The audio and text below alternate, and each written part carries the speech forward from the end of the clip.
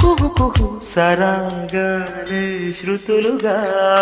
కుశలమ అనే స్నేహం పిలువగా కిలకిల సమీపించే సడులతో ప్రతి పొద పదాలే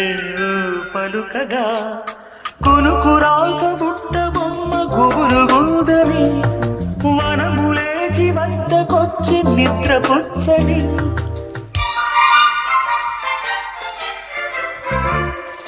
జామురాతిరి